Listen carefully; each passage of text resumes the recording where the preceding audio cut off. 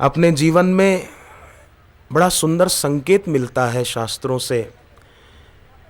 राम जी को आगे रखकर चले लक्ष्मण जी और सीता जी, तो कांटे राम जी को लगे, लक्ष्मण जी को और सीता जी को कांटे लगे, ऐसा वर्णन मिलता ही नहीं है। राम जी को लगे, इसका संकेत ये है कि अपने जीवन में जो भगवान को आगे रखकर चलते हैं, इस सेवा धर्म को, सदाचार को, साधना को आगे रखकर चलते हैं, उनके जीवन के विघ्न आप ही नष्ट होते हैं। परंतु क्रम आगे थोड़ा बदल गया था। पंचवटी में मारीच आगे हो गया, राम जी उसके पीछे हो गए, लक्ष्मण जी उनके पीछे हो गए, क्रम बदल गया तो कितनी गड़बड़ हो गई और कितने कष्ट आए ये दुनिया जानती है। फिर रावण आया, सीता जी का अपहरण हो गया, इस सारी कथा है। तो ये शास्त्र संकेत देते हैं, लोग कथाएं सुन लेते हैं, कर लेते हैं, सीरियल में देख लेते हैं, पर खास संकेत ये है कि भगवान को आगे रखकर चले तो आनंद ही आनंद है। फिर कभी अगर दुखद परिस्थिति आई भी तो भीतर समता रहती है। परंतु रामचरितमानस में ही कथा आती है कि शूरपंखा आगे करी लीनी, अशुभ रूप श्रुति नासाहीनी। शूरपंखा को आगे रखकर जब चलने लगे खरदूषण और त्रिशिरा, रावण के मौसेरे भाई, शूरपंखा आगे करी लीनी कि दिखा कहाँ है ये राम जी, हम उनको मार डालेंगे, सीता जी को ले जाएंगे। शूरपंखा को आगे रखकर चलने लगे तो आप जानते हैं खरदूषण त्रिशिरा मारे गए, उनके साथ जो 14,000 सैनिक थे वो भी मारे गए। फिर बाद में शूरपंखा रावण के पास जाती है, रावण भी शूरपंखा के पीछे चलता है तो रावण का भी विनाश हो जाता है। देवता भी जिसके डर से कांपते थे, ऐसा आदमी भी अगर शूरपंखा को आगे रखकर चलता है तो उसका विनाश होता है। शूरपंखा माने वासना, उसको आगे रखकर जो चलेगा माने वासना के अनुरूप जो जीवन जिएगा, मन में उठने वाली कामना के अनुसार जो जीवन जिएगा, उसका विनाश जरूर होगा, जरूर होगा। ये प्रसंग स्पष्ट प्रेरणा देता है। मारीच के पीछे जो चलेगा, देखो मारीच जब स्वर्ण मृग बनकर आया तो पहले तो राम जी के तरफ दौड़ा, जहां राम जी बैठे थे, सीता जी बैठी थी, पहले उस तरफ दौड़ा, पर फिर बाद में उनको पीठ देकर दूसरी तरफ दौड़ा। व्यक्ति का मन कभी कभी तो जप में, गुरु चरणों में लग जाता है, पर कभी कभी फिर भोगों की तरफ भागता है। भागे तो हम उसके पीछे न जाएं, हम तो बैठे रहें। मन करण है, हम करता है, हम डटे रहें। लोग बोलते मेरा मन नहीं लगता, मुआ न लगे मन, हम लग जाएंगे तो हमारा मन भी लग जाएगा।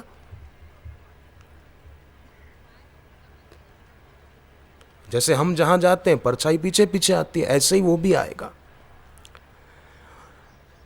वो बीज है हम जिसे अभी जगह मिली है पर पूरी तरह से अभी अंकुरित नहीं हो पाया। वो खजाना है हम जिसकी चाबी अभी हाथ में आई है पर अब लगाने की देर है। बस चाबी आ गई, गुरु मंत्र मिल गया माने चाबी आ गई, अब लगाने की देर है। बस थोड़ी स्थिरता की देर है, ज्यादा समय नहीं लग सकता है, इसी जन्म में काम हो सकता है। एक ऐसे राजाधिराज हैं हम जो स्वयं को भिक्षुक मान बैठे हैं, तो सम्राट मान बैठे हैं भिक्षुक।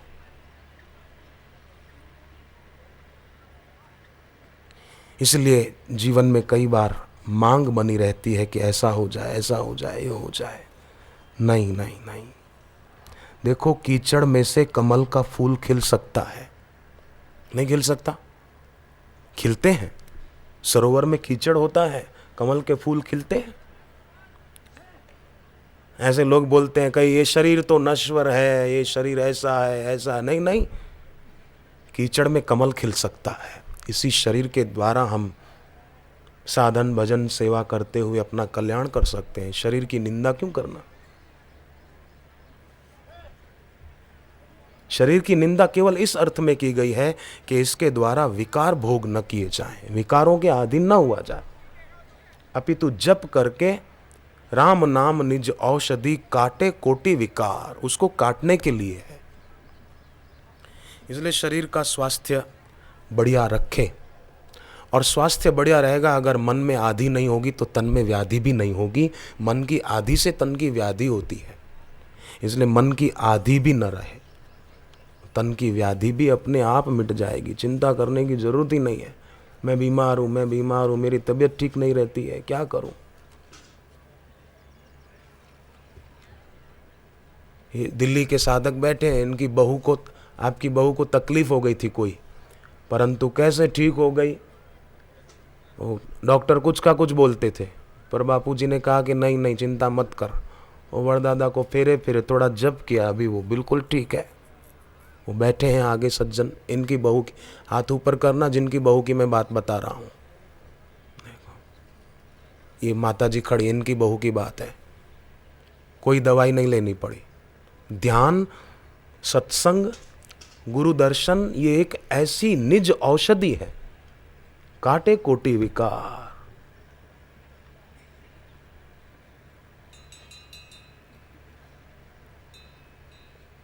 भयहारी की शरण होकर भी भयभीत होना ये बुद्धिमानी नहीं है, इसलिए सावधान। गुरु की उपासना, गुरु का दिया मंत्र जप, वो एक सेतु है व्यक्ति और अस्तित्व के बीच, जीव और शिव के बीच, जीवात्मा और परमात्मा के बीच। गुरु का मंत्र, गुरु की भक्ति एक सेतु है। चलते रहे तो मंजिल दूर नहीं है। और वास्तव में देखा जाए ना तो लहर सागर से अलग भी नहीं है। सागर है तो लहर है, लहर सागर में ही है। सड़क पर कैसे हो सकती है तरंग? लहर सागर से अलग नहीं हो सकती। पता चल जाए बस। ये सत्संग, भक्ति, उपासना इसीलिए है।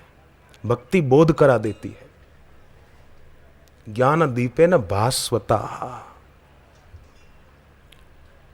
हर व्यक्ति अगर चाहे ना तो रोज थोड़ी देर मौन रह सकता है। रहते भी हैं साधक, रखते भी हैं, पर हर व्यक्ति यहां जो भी आज बैठे हैं, अगर हम चाहें तो रोज थोड़ी देर मौन रख सकते हैं। सभी साधक। वास्तव में देखा जाए तो मन भरा हुआ है अतीत से और हम लोग भरे हुए हैं शब्दों से। बैठे रहते हैं, बाहर से लगता है चुपचाप, पर मन अतीत में भटकता है। ऐसा था, ऐसा था, या तो भविष्य में चला जाता है, ऐसा हो, ऐसा हो, पहले ऐसा था, अब ऐसा हो। भूत का चिंतन करता है, भविष्य की कल्पना करता है, और व्यर्थ शब्द कई बोलते रहते हैं अपनी वाणी के द्वारा, और इस व्यर्थ के कारण सार्थक तक पहुंच नहीं पाते। तो आज के पवित्र तिथि को ये निश्चय करें कि मन को अतीत से मुक्त करेंगे, भविष्य की कल्पना से मुक्त करेंगे, और हम अपने को, अपनी वाणी को व्यर्थ के शब्दों से मुक्त रखेंगे तो हमारी ऊर्जा बचेगी। मन को अतीत से मुक्त रखेंगे, ऊर्जा बचेगी, और उतनी ऊर्जा से ध्यान आसानी से हो सकता है। फालतू शब्द बोलने से ऊर्जा को बचाएंगे, वाणी को बचाएंगे, तो उतनी शक्ति से ध्यान की गहराइयों में आसानी से उतरा जा सकता है। फिर शिकायत नहीं रहेगी, मेरा ध्यान नहीं लगता, मेरा मन नहीं लगता। नहीं नहीं, ये रहेगा ही नहीं। फिर होगा कि अब बोलने की इच्छा नहीं होती है, अब मौन में आनंद आता है। ऐसा होगा। फिर जीवन में सहजता, सरलता स्वाभाविक रहेगी। दंभ तो चला ही जाएगा, सरल स्वभाव छुअत छल नाही। पर सत्संग नहीं, भक्ति नहीं, तो लोग कैसे। एक आदमी अपनी पत्नी के साथ, पत्नी के खूब आग्रह करने पर साड़ी खरीदने गया। एक साड़ी पसंद आई, दूसरी 2 साड़ियां पसंद आई, कहा ये 3 ले लेते हैं। तो 2 साड़ियां जो पसंद आई वो 150 वाली थी, एक 300 वाली थी। पति ने पहले दुकानदार को कहा कि ये 300 वाली साड़ी पैक कर दो। उसने पैक कर दी कि लो साड़ी। फिर अचानक वो आदमी बोला कि एक काम करो भाई साहब, दुकानदार को कहा कि इसके बदले 150 वाली 2 साड़ियाँ पैक कर दो। दुकानदार ने 300 वाली रखी और 150 वाली 2 पैक कर दी। और वो 2 साड़ियाँ जो पैक की वो ले करके चलने लगे। और दुकानदार बोला भाई साहब पैसे तो दो। बोले काहे के पैसे? बोले ये 2 साड़ियाँ ली 150 वाली।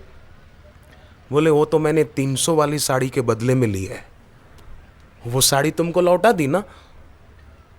तो बोले उसके पैसे, 300 वाली साड़ी के पैसे? बोले वो तो मैंने ली ही नहीं, तो पैसे काहे के? वो तो ली ही नहीं, उसके पैसे काहे के?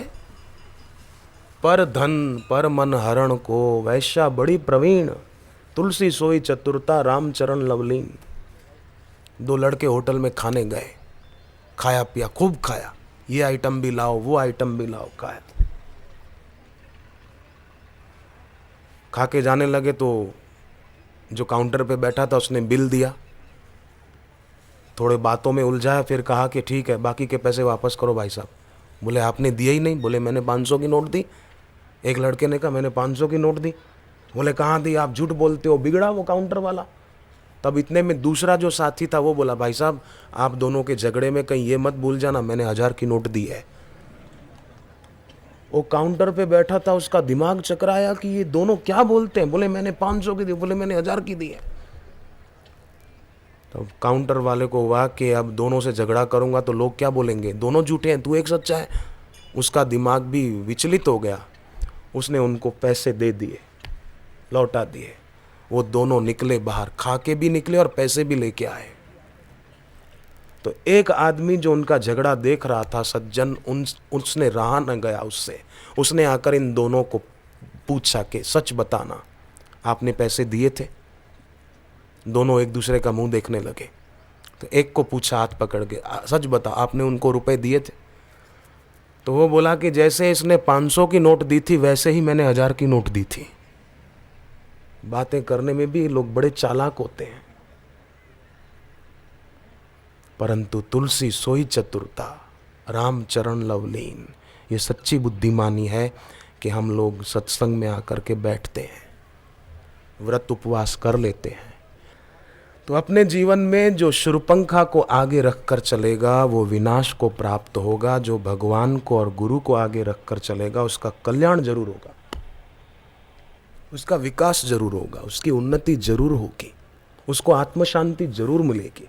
वो भीतर से समता के सिंहासन पर जरूर पहुंच जाएगा।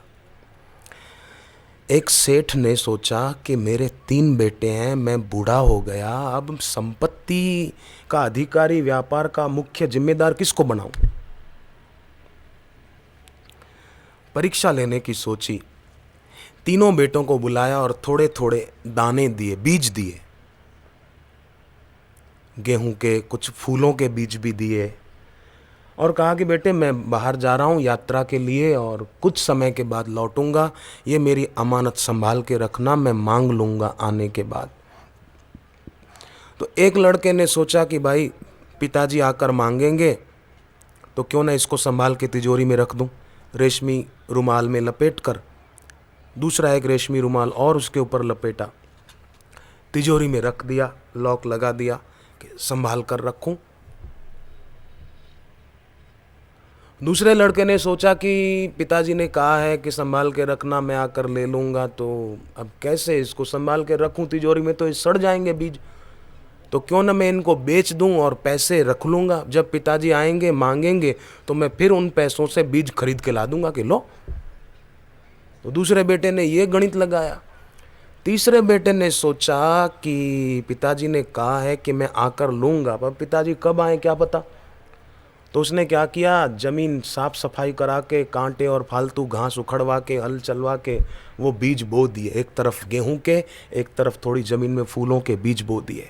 कांटों की बाड़ बना दी, समय से खाद पानी देता, सिंचाई करता, ठीक से रखवाली भी करता। समय बीता, उसको तो गेहूं भी अच्छे मिले और फूल भी अच्छे उगे। उन फूलों को बेचकर पैसे इकट्ठे करता गया और बीज बोता गया फूलों के। पिताजी जब आए तब फूलों के पौधों में बढ़िया बढ़िया फूल खिले हुए थे। वो तो बड़ा खुश था। पिताजी ने पहले बेटे को बुलवाया और उसको कहा कि बेटे मैंने जो बीज दिए थे वो कहाँ हैं, लाओ। बोले पिताजी मैंने बहुत संभाल के रखे हैं, आप चलो अपने हाथों से वो बीज वहाँ से उठाओ। लो पिताजी ये चाबी। पिताजी आए तिजोरी के पास, चाबी लगाकर लॉक खोला और दरवाजा खोला तो अपार दुर्गंध निकली। जिन बीजों से फूलों की अपूर्व अपार सुगंध पैदा हो सकती थी, वहीं दुर्गंध निकली। दूर भाग गया वो। बीज सड़ गए थे, कीड़े पड़ गए थे, बदबू बहुत आ रही थी। बाप ने कहा कि तू मेरी संपत्ति का अधिकारी नहीं है, मैं तुझे संपत्ति दूंगा तो तू ये हाल कर देगा। दूसरे बेटे को बुलवाया और कहा लाओ मेरे बीज जो मैंने अमानत दी थी। वो तुरंत भागा और बाजार से उतने ही बीज खरीद के ले आया, क्योंकि वो पिताजी ने दिए थे, वो बेच के पैसे रखे थे। बाप ने कहा मैंने तुझे जितने दिए उतने ही तू लाया, तू भी पूरा अधिकारी नहीं है। बुद्धि तो है पर बुद्धि में अभी जड़ता है, सूक्ष्मता नहीं है। तीसरे बेटे को बुलवाया तो उसने कहा पिताजी थोड़ी देर लगेगी, आपने जो गेहूं दिए थे मैंने बोए, सारी बात बता दी और गेहूं की बोरियां लाके पिताजी के आगे रखी और कहा बाकी वो बीज जो देखने हैं अगर तो उसके पैसे ये रखो, कुछ फूल मैंने बेचे और कुछ फूल अभी आप वाटिका में देखने पधारो। पिताजी को ले गया वाटिका में, फूलों की सुगंध आ रही थी। पिता का दिल प्रसन्न हो गया कि शाबाश है बेटे, मेरी संपत्ति का अधिकारी तो तू ही है। और बाप ने उसको अधिकारी बना दिया।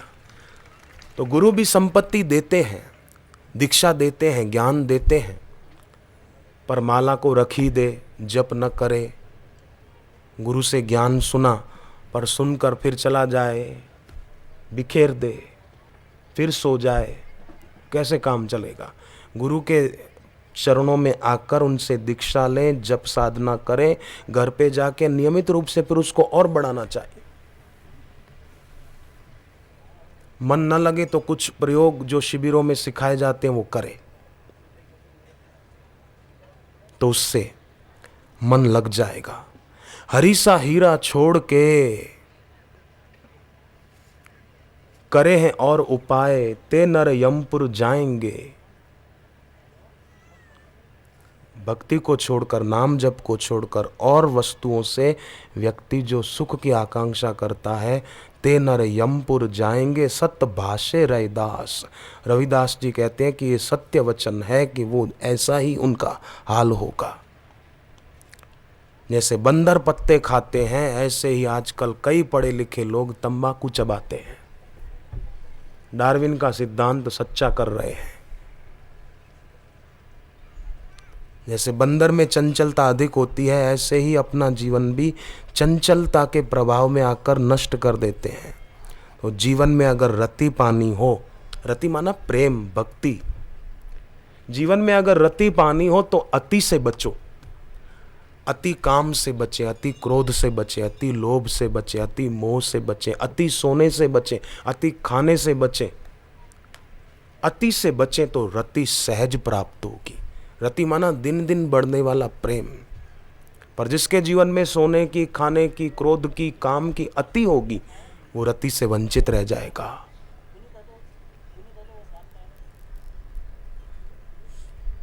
जीवन में कदम कदम पर दुख और परेशानियों को झेलता रहेगा, उसके जीवन में भेद बना रहेगा, अभेद में स्थिति हो नहीं पाएगी। एक विज्ञानी हुआ पश्चिम में जिसका नाम एडिंगटन था।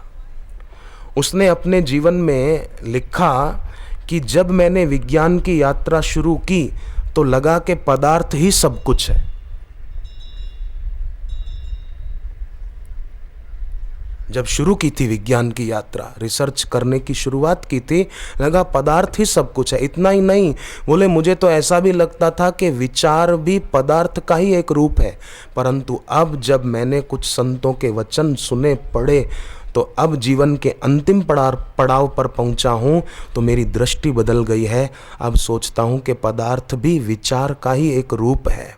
वस्तुएं अब मुझे वस्तुएं नहीं दिखती, विचार के सघन रूप मालूम पड़ती है।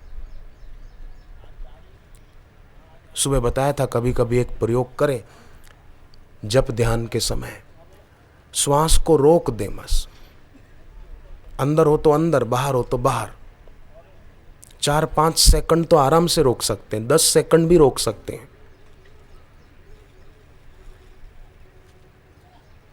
अभी भी आप रोक दें कुछ सेकंड के लिए। अंदर है तो अंदर ही रोक दो, बाहर है तो बाहर ही रोक दो, छोड़ना नहीं। जैसे है ऐसे रोक दो 4-5 सेकंड, फिर ले लेना। 2-4 बार करो, देखो कैसा लगता है।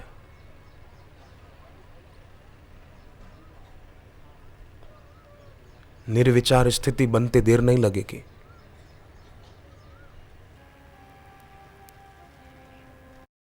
अन्य प्रेमी, अनन्य उपासक श्री हनुमान जी, उनका सुमिरन करते हुए जय हनुमान ज्ञान गुण सागर, जय कपीस तिहु लोक उजागर,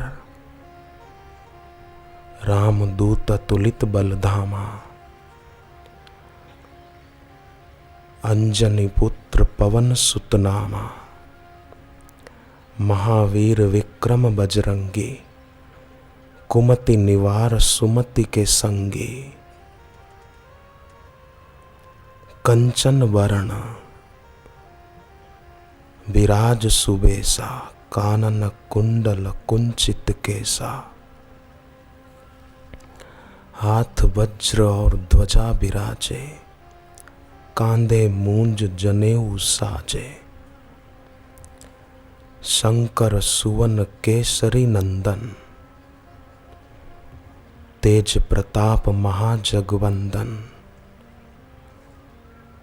विद्यावान गुणी अति चातुर, राम काज करिबे को आतुर। हनुमान जी राम काज करने को आतुर हैं, हम भी राम काज करने को आतुर रहेंगे।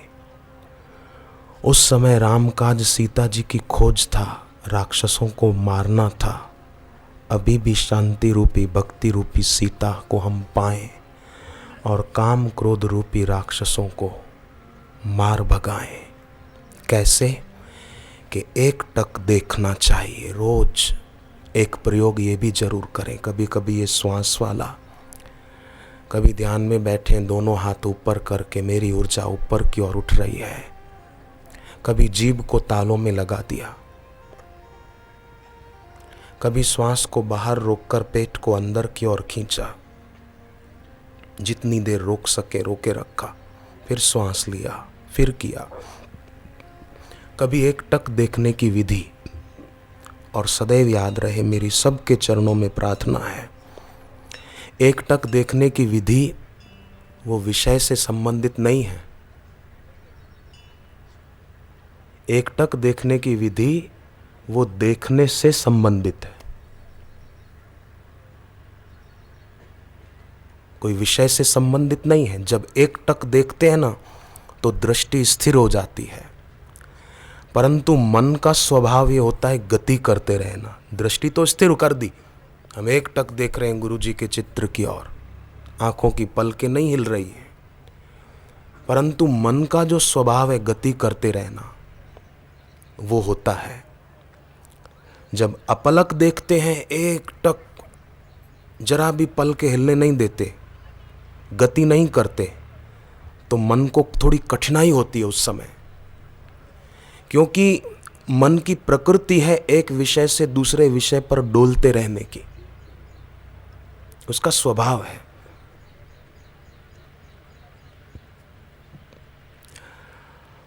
और अगर मन गति करता रहे तो एक टक देख नहीं पाएंगे, लक्ष्य को चूकते जाएंगे, फिर भूल जाएंगे, याद नहीं रहेगा कि किसे देख रहे थे।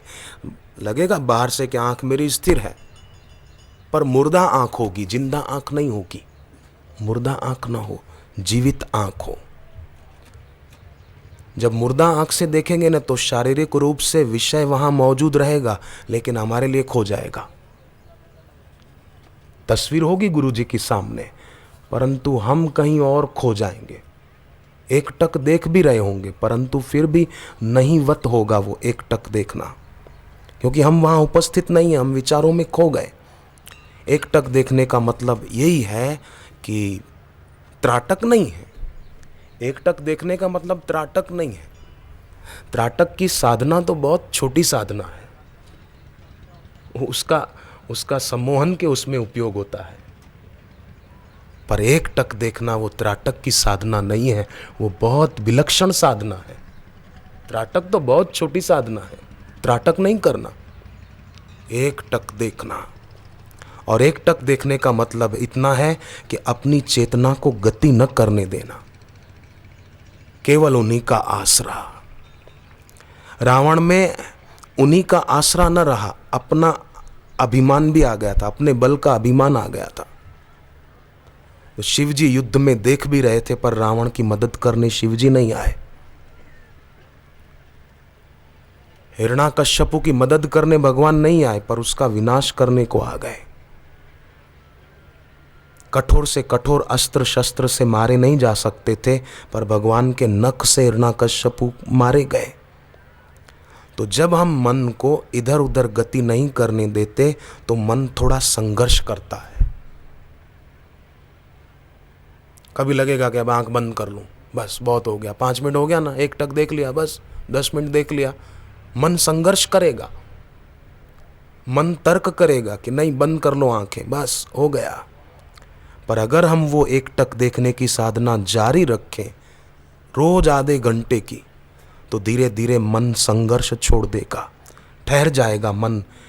फिर मन नहीं रहेगा, क्योंकि मन तो केवल गति में हो सकता है, गति नहीं तो मन भी नहीं। बहुत ऊंची साधना है।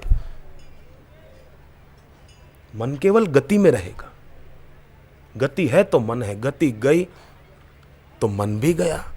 कबीर जी ने कहा ना, मन मरे न माया मरे, मर मर गया शरीर, आशा तृष्णा ना मरी, कह गया दास कबीर। तो ये जो एकटक देखने की साधना है, जारी रखें तो ठहर जाएगा मन। जब कोई गति नहीं होती तो विचार विलीन हो जाते हैं, कल्पनाएं नष्ट हो जाती है, संकल्पों विकल्पों की जाल नहीं रहती।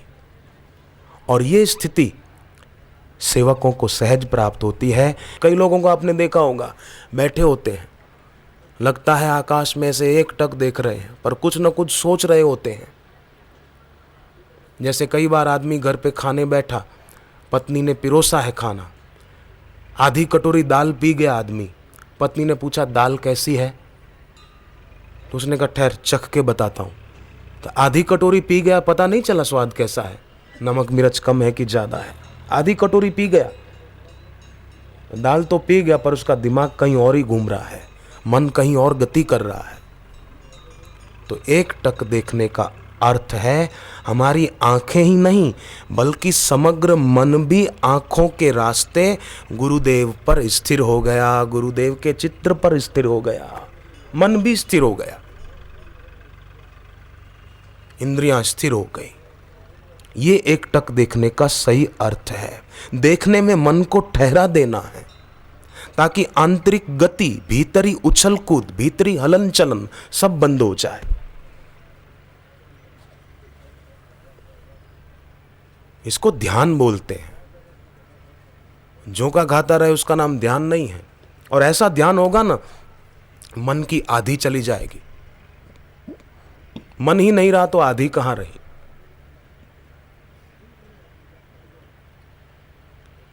आधी नहीं तो व्याधि भी क्यों, शरीर का रोग भी कहां रहा। हाँ, तरतीव्र प्रारब्धवश कभी कोई रोग हो तो बात अलग है। रामकृष्ण परमहंस जी को गले का कैंसर हो गया था, तरतीव्र प्रारब्ध हो उसकी बात नहीं है। बाकी आजकल जो कई लोग, कभी बुखार आया, कभी खांसी हो गई, कभी ये हो गया, कभी सिर दर्द हो गया, कितने बीमार होते रहते लोग बेचारे।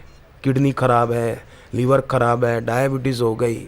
मुझे कुछ साधकों ने, 2-3 साधकों ने बताया कि जप करने से उनकी डायबिटीज़ मिट गई। मैं एड्रेस दे सकता हूँ, इंदौर में भी है एक। तो एक दूसरे महाराष्ट्र के साधक थे, जप करने से डायबिटीज़ मिट गई, कोई दवाई नहीं खाई, कोई शरीर को कष्ट नहीं दिया, शरीर ऐसे ही स्वस्थ हो गया। भजन बढ़ता है ना तो वजन अपने आप घटता है, फिर वजन घटाने के लिए और कोई उपाय करने की जरूरत ही नहीं है। फिर जीवन ही ऐसा हो जाएगा युक्ति युक्त जीवन, युक्ताहार विहारस्य युक्ता चेष्टस्य कर्मसु, कर्म भी युक्ति युक्त होंगे, आहार विहार युक्ति युक्त होगा। विहार माना रहनी करनी, रहन सहन, खान पान युक्ति युक्त, रहन सहन युक्ति युक्त, कर्म युक्ति युक्त, युक्ता चेष्टस्य कर्मसु युक्ता स्वप्न व बोधस्य, फिर ठीक समय पे सोएंगे, ठीक समय पे जगेंगे। ऐसा नहीं कि देर रात को फिल्म देखी और देर तक सुबह सोए हैं, तो ये युक्ता स्वप्न व बोधस्य नहीं हुआ। ठीक समय पे सोना, ठीक समय पे जागना, युक्ति युक्त कर्म करना है, युक्ता स्वप्न व बोधस्य। यमुना नदी जो है ना, उसके एक किनारे पर मथुरा है, एक किनारे पर वृंदावन है। मथुरा में कंस रहता था, व्रज में नंद रहते थे। यमुना नदी कर्म की प्रतीक है। व्यक्ति कर्म करते हुए कंस भी बन सकता है और कर्म करते हुए नंद जैसा भी बन सकता है। भगवान जन्मे मथुरा में, पर मथुरा में रहे नहीं, आ गए व्रज में। कर्म करता हुआ व्यक्ति भगवान का कोप पात्र भी बन सकता है और कर्म करता हुआ व्यक्ति भगवान का और गुरु का कृपा पात्र भी बन सकता है। ये साधक जो सेवाएं करते हैं, साधना करते हैं, ये कृपा पात्र बन रहे हैं।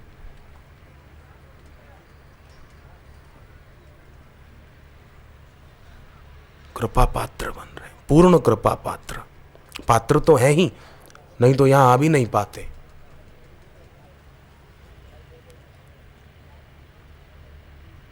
पूर्ण कृपा पात्र। प्रभु पद की प्रीति है। और कई लोग तो बाहर सत्ता में कोई पद मिला उससे जुड़ गए, प्रभु से विमुख हो गए। सत्ता से जुड़ गए, सत्य से विमुख हो गए। धन से जुड़ गए, ध्यान से टूट गए।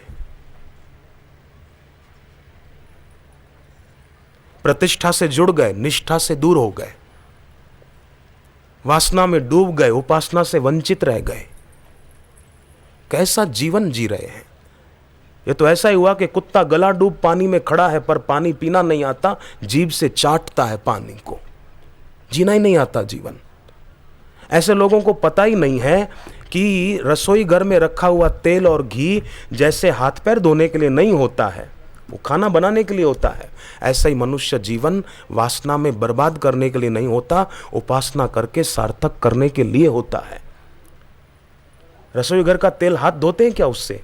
रसोई घर के घी से कोई पैर धोते हैं क्या? भोजन बनाते हैं। ऐसे ही मनुष्य जन्म पाकर जो फिल्म देखे, आवारागर्दी करे, क्लब में भटके, अधिकार मिले तो अधिकार का उपयोग प्रजा की सेवा में न करे। एक मिलत दारुण दुख देवई, दूसर बिछड़त प्राण हरि लेवई। एक ऐसे भी होते हैं जो मिलते हैं तो बड़ा दुख होता है उनके कारण, पर एक ऐसे भी होते हैं सद्गुरु कि जो हमसे दूर जाते हैं तो दुख होता है। उनके दर्शन होते हैं तो आनंद आता है, खुशी होती है, पर वो दूर होते हैं तो दुख होता है। फिर साधकों के दिल से संगीत निकलता है, साधकों के दिल से निकलता है कि जरा ठहरो गुरुदेवा, अभी दिल भरा ही नहीं, करें दर्शन तुम्हारा हम, अभी दिल भरा ही नहीं। जरा ठहरो गुरुदेवा, अभी दिल भरा ही नहीं, अभी दिल भरा ही नहीं। जरा ठहरो गुरुदेवा, अभी दिल भरा ही नहीं, अभी दिल भरा ही नहीं। करे दर्शन तुम्हारा हम, अभी दिल भरा ही नहीं, अभी दिल भरा ही नहीं। करे दर्शन तुम्हारा हम, अभी दिल भरा ही नहीं, अभी दिल भरा ही नहीं।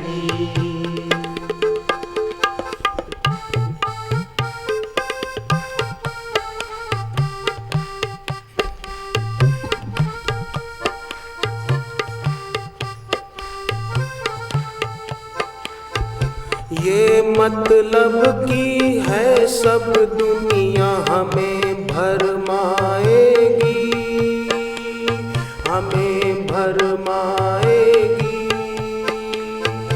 ये मतलब की है सब दुनिया हमें भरमाएगी, हमें भरमाएगी।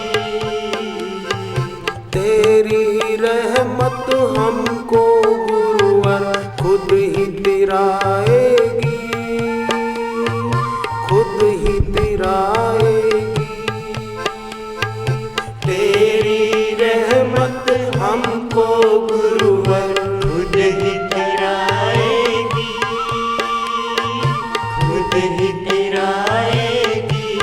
यूं हमसे दूर ना जाओ, अभी दिल भरा ही नहीं, अभी दिल भरा ही नहीं।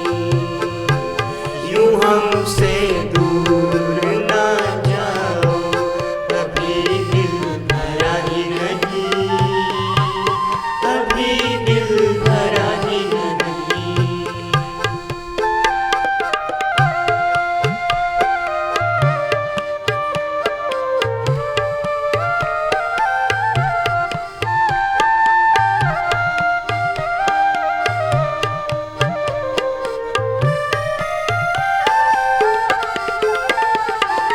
तेरी कृपा ही हमको तो तुमसे मिलाएगी,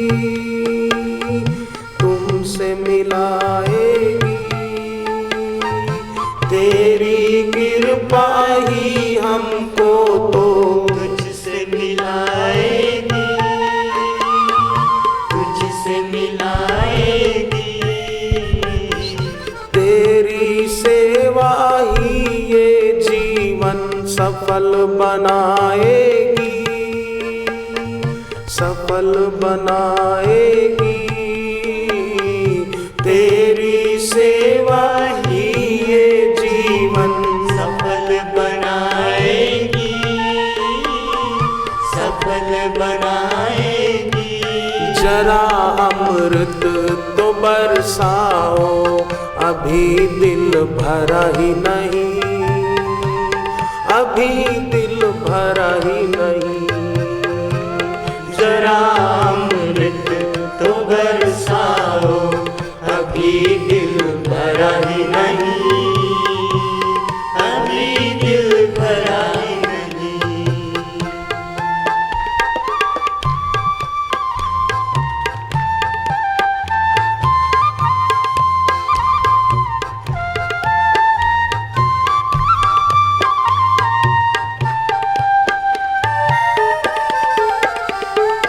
एक झलक तेरी मेरे गुरुवर बिगड़ी बनाएगी, बिगड़ी बनाएगी। एक झलक तेरी मेरे गुरुवर बिगड़ी बनाएगी, बिगड़ी बनाएगी। तेरी कृपा सब प्यासों की प्यास बुझाएगी, प्यास बुझाएगी।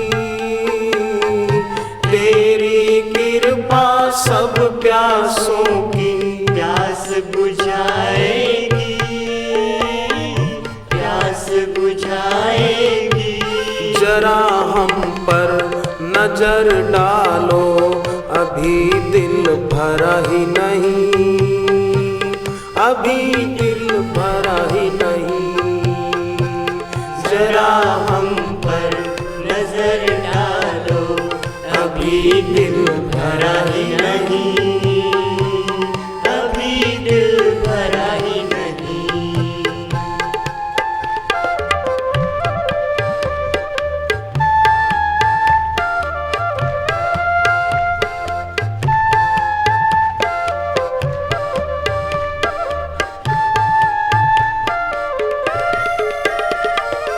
तेरी करुणा ही भक्ति की लगन लगाएगी, लगन लगाएगी। तेरी करुणा ही भक्ति की लगन लगाएगी, लगन लगाएगी।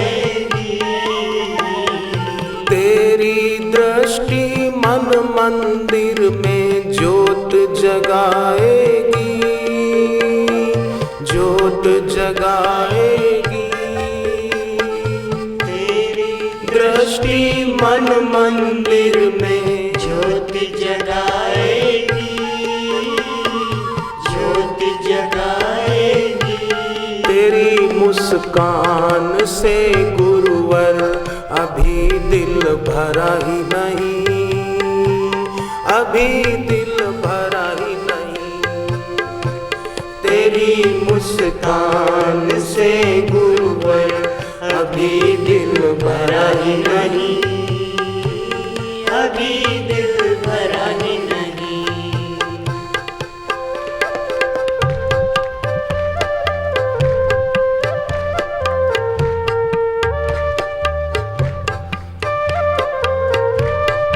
तुम जाओगे तो ये आंखें नीर बहाएगी, नीर बहाएगी।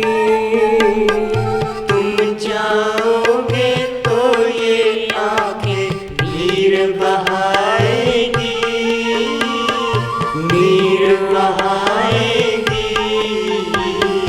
मेरे जीवन में गुरुवर उदासी छाएगी, उदासी छाएगी। मेरे जीवन में है गुरुवर उदासी छाएगी, उदासी छाएगी। रहम की अब नजर डालो, अभी दिल भरा ही नहीं, अभी दिल भरा ही नहीं। रहम की अब नजर डालो, अभी दिल भरा ही नहीं, अभी दिल भरा ही नहीं। इस प्रकार प्रार्थना करें और एकटक देखें तो समग्र मन भी आंखों के रास्ते गुरुदेव पर स्थिर हो जाएगा। मन की स्थिरता जरूरी है तो आंतरिक गति शांत हो जाए, आंख और चेतना एक हो जाए, हम स्वयं वहां उपस्थित हों, हम अनुपस्थित ना हों।